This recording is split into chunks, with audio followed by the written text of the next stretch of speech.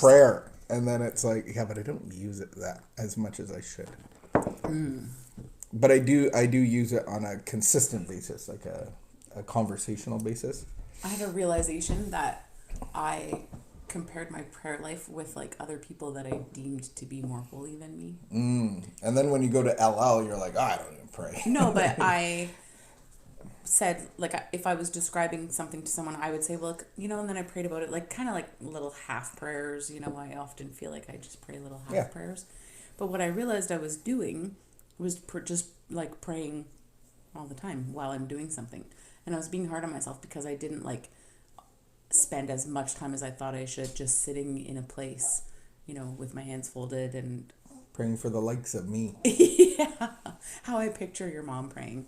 But what I do is I do often like talk to God and ask God, like when I don't know, or when I don't know what to say, or when I think I'm going to say something stupid. I've really gotten in the habit. Go in. That's a big. Yeah. That's a big realization, or a big something that I've noticed for me recently is actually praying for me and my heart to change. Like with all the news and with all the Facebook stuff, and like as soon as I'm scrolling, I'm like, my heart's like, I just want to make comments and say dumb things, and it's like my heart has to change, not everybody else's, because I need the power of God and not the power of John. And so I've been doing a lot of more inward stuff, and I found like I've been slower to say dumb things.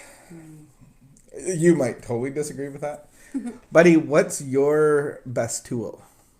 It's cuteness.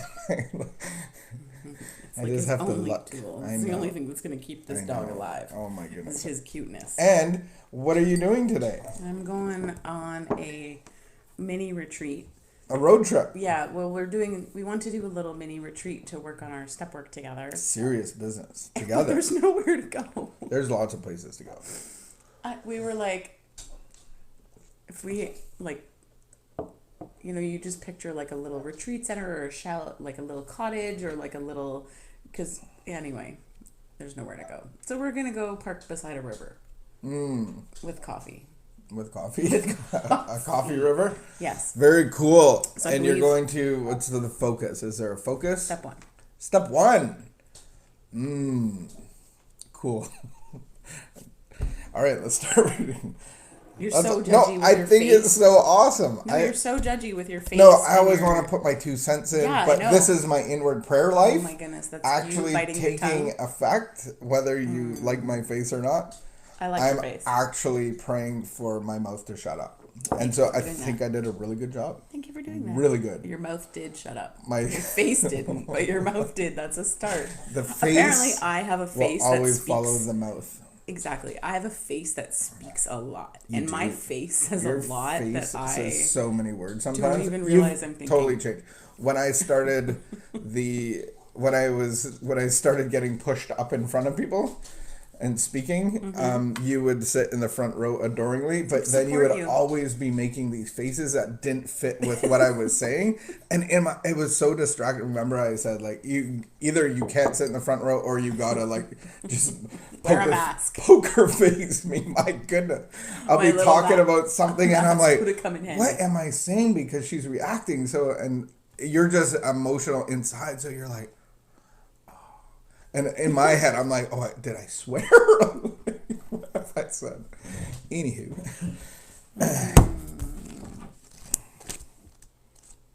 Look at my V-neck today. I just noticed it on camera. Like, hey. Cheers to the V-neck. The V-neck's it's a handsome shirt. Is it underrated?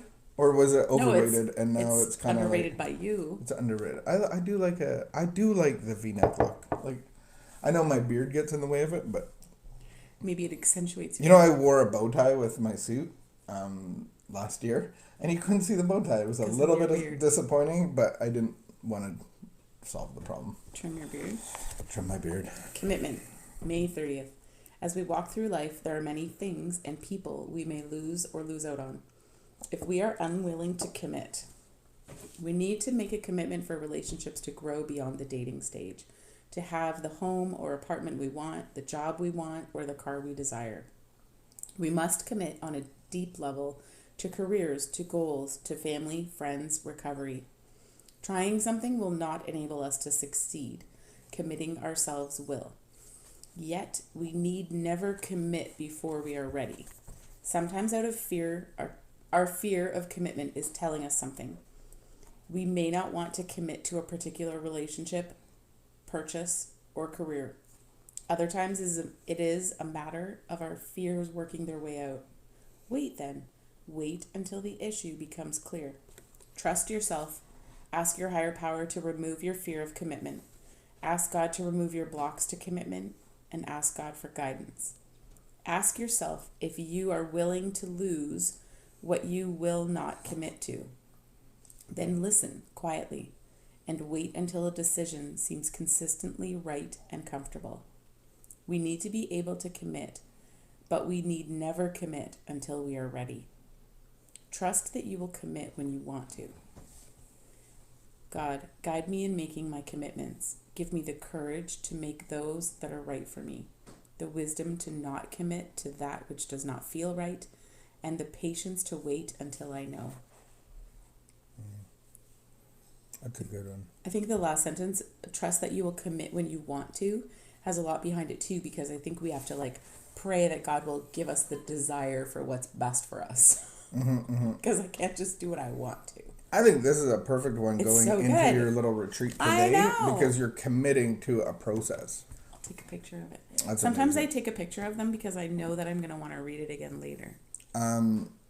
I think fear has a lot to do with commitment, and I was thinking about all the things that I committed to in my life, and they were great things, and they were profitable things, and they were beneficial things, like just sports and school and people. And then the only real commitment that I ever made was to alcohol, and everything else was fear-based, of responsibility, of not doing it, of there was too much to commit to in other things, and it might have taken me away from my main commitment, and that was alcohol.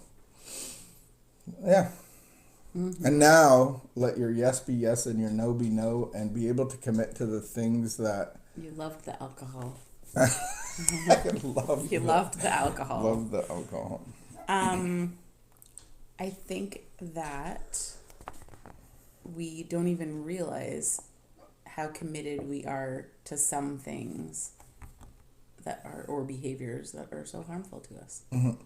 And then we think oh, I have commitment issues, or oh, I can't commit to that. I don't have what it takes or whatever. But you actually do have what it takes because you're putting all this energy over here. Yeah. Well, and I think that we can overcommit, and then I think especially in recovery, we have to commit to the things of our mission. And so at the end of the 12 steps, at the end of Jesus says, go and make disciples. At the end of the 12 steps, go and pass on this message. Take this message to others. And so am I committing to the benefactor of the glory of God, of taking this that is most valuable that God has placed in here to other people? And I think ulterior motives can go yeah, I commit to the gym, but am I committing 2 hours a day or 3 hours a day, or am I overcommitting and I'm off my mission? And I think God gives us the heart to commit to the mission. Well, that would be where a commitment turns into an obsession or an addiction, wouldn't it? Yeah. When you put it in that context of motivation, what's motivating me? Is my worship to God, is my healing motivating me to do the will of God, or am I still doing my will? What am I committed to? That's great. I've liked too how it said we need to make a commitment for relationships to grow beyond the dating stage, or to have basically the life that we desire. I think that lots of us don't realize how, because it does say we must commit on deep levels to careers, to goals, to friends, to family, to recovery, and that just trying something doesn't enable us to succeed. Committing ourselves will. And I think friendship was a big one for me. I didn't realize actually what you had to invest in friendship. I didn't even have a clue, because committing in a friendship. I had lived so fearful in my childhood, and always felt not part of, and always felt left out. Like it was I realize now it was very much a victim mentality of like, oh, they didn't invite me. They did these fun things without me.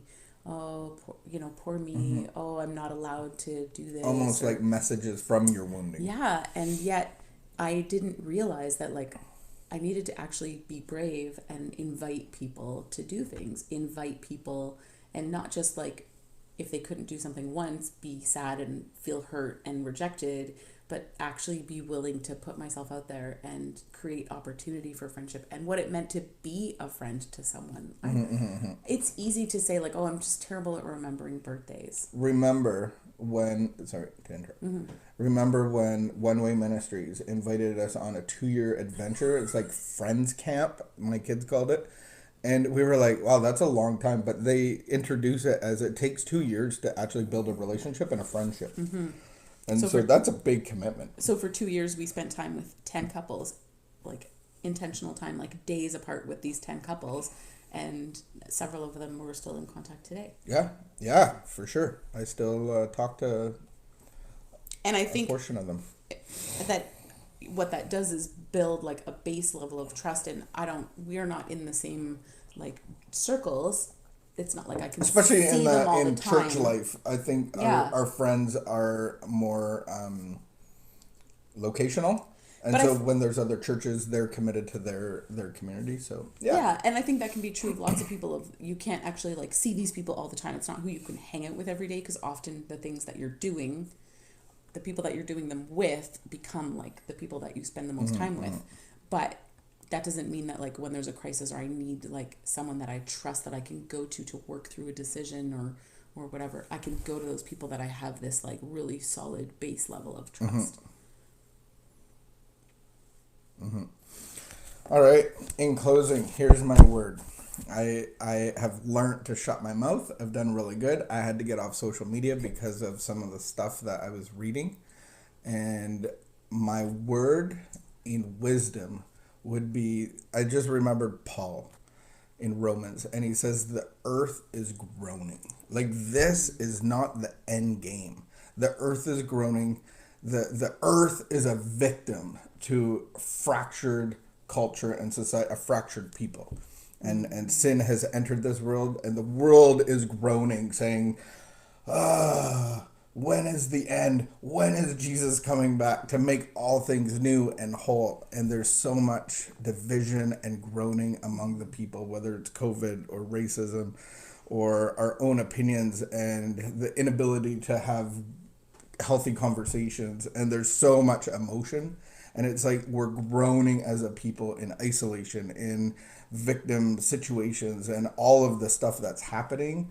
And my prayer and wisdom is that this is not the end game, and hold on and act in love and kindness and peace to one another, even if we have different opinions or thoughts or we've come from totally different places. We can still love one another, help and support one another, and not be divisive, because the enemy wants to divide us and to destroy us and defile us, because we're made in the image of God.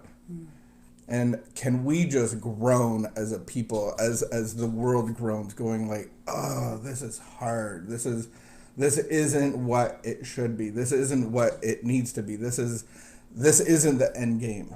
And at some point, Jesus will make things whole again and things new, and he'll breathe life into every situation. In Jesus' name.